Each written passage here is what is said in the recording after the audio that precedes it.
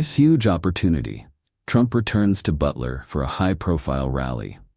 Former President Donald Trump is set to return to the site where he nearly lost his life in July, holding a rally Saturday that his campaign and allies have hyped up as one of the biggest opportunities to boost his candidacy in the final weeks of the presidential race.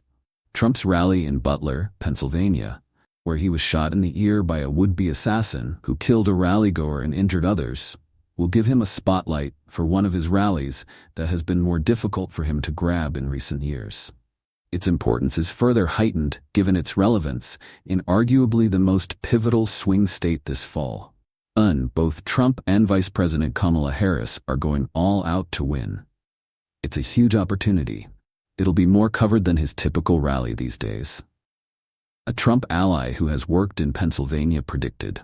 Trump's running mate, Senator J.D. Vance, R. Ohio, will also join him for the rally, which is sure to feature a remembrance of Corey Comparator, the former fire chief who died in the shooting, and honor two other people who were injured when Thomas Crooks, the 20-year-old gunman from a Pittsburgh-area suburb, opened fire from a nearby rooftop. He was shot and killed by law enforcement moments later. Caroline Leavitt, a campaign spokesperson, said the former president looks forward to returning to Butler, Pennsylvania, to honor the victims from that tragic day. The willingness of Pennsylvanians to join President Trump in his return to Butler represents the strength and resiliency of the American people, she said. But the Trump ally worried he would not be able to meet the moment. In recent weeks, Trump's rhetoric at rallies has turned darker, including calling for police to be real rough on suspected criminals for one rough hour and suggesting that Harris was mentally impaired. It's just an opportunity for him to kind of do a little bit more than the average rally, this person said. I don't have a ton of faith that it'll be any different, though. That's the part that gives me worry. In the week that followed the assassination attempt, which coincided with the Republican Party's summer nominating convention, Trump and his allies sought to tamp down on some over-the-top rhetoric. Then President Joe Biden dropped out of the race and was soon replaced by Harris. They had an opportunity to really claim more high ground, and I think they were down that path for a little bit, this person said. The change to Harris is what really took them off that track and has produced, I would argue, two of the most undisciplined months of Donald Trump's political career. Dave McCormick, the GOP Senate nominee in Pennsylvania, who had a front-row seat at the July rally, wrote a Wall Street Journal op-ed afterward calling for political rhetoric that is not dehumanizing on both sides of the aisle. Responding to some of Trump's recent rhetoric, including his comments about Harris's mental state, McCormick told NBC News that rhetoric on both sides is sometimes too heated. But he maintained that Harris has said horrible things about Trump. We need to focus on a battle of ideas. That's the kind of campaign I'm running, and I can only run my campaign, he said.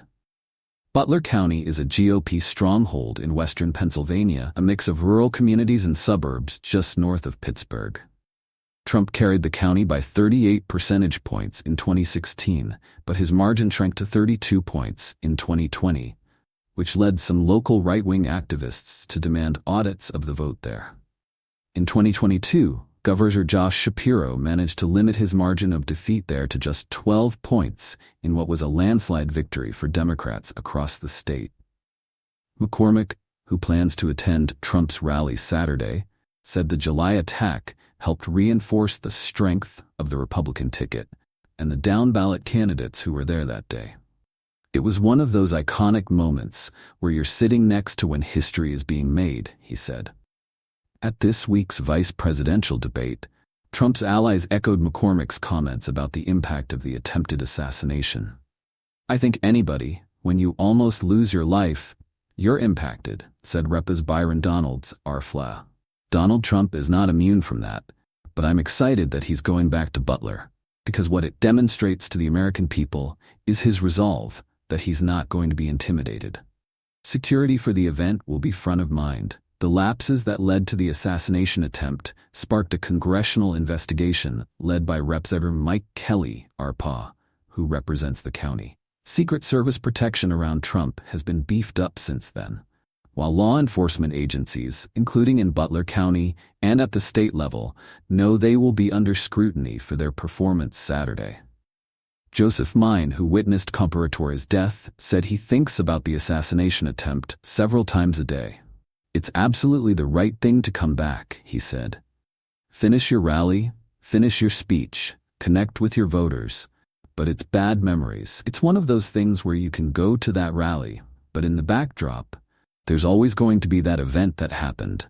There's a certain gravitas to the place now." Pam Olthoff, who sells Trump merchandise at rallies, was in Butler on July 13th and set up just yards from what turned out to be the building accessed by the gunman. She came back to town to set up last Saturday and said the entire area surrounding the venue was already locked down. A difference from last time. "It's impossible to get anywhere near the perimeter without running into security turning people away," she said. On Thursday, trucks brought in shipping containers to surround the area and block lines of sight from outside the rally.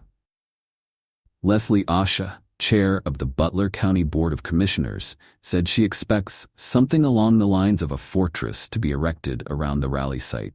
She added that local officials have the benefit of after-action reports and have spent a lot of time trying to figure out what we could have done better. "They all came together," OSHA said of local emergency management services. "Our law enforcement and our emergency management took personally that we lost one of our own." Adam Reed, communications director for the Pennsylvania State Police, also said in a statement that the agency could not comment on specifics about its preparation for the rally, saying state law enforcement is committed to providing the necessary resources to ensure a safe event when former President Trump returns to Butler. "The Secret Service," Reed added, "is leading the planning for the rally." Donald said, "I think Secret Service is going to do a great job." On September 15th, Trump was targeted in a second apparent assassination attempt at his West Palm Beach, Florida golf course when shots were fired in his vicinity. Ryan Wesley Ruth, 58, is charged in connection with the episode. Representative Elise Stefanik, RNY, predicted Saturday's rally would serve as a very meaningful event for Trump and the families who were affected by the would-be assassin in July, adding, "We need to address any type of security lapses." "I'm also deeply concerned about the multiple Iranian threats against President Trump that have been publicized as well, and that's something that has happened on the Biden administration's watch, on Kamala Harris's watch," she said. "And that should never happen. It should never have gotten to this point. But it is a moment of strength, and the American people will rally around President Trump as they did after the assassination attempt." The Trump ally who has worked in the state expressed hope that Trump, in a Trumpian manner, would open up about the shooting in an impactful and uplifting manner. "There's not that many opportunities left in this campaign, and I really don't want to see it go to waste," this person said. "I can't pick another moment that we know about today that is going to change the trajectory of this. This is probably the closest thing to it." With Trump so far refusing to participate in another debate with Harris, this week's face-off between Vance and Minnesota Governor Tim Walz, Harris's running mate, most likely was the final major TV draw of the cycle. "You just have limited opportunities to change the path that we're on," this person said. "I'm not saying we're losing, I just think it's a jump ball. And you could change that. It has to be really good, but you could. I hope they are able to effectively execute this. Because it is that last real opportunity that he has, for sure."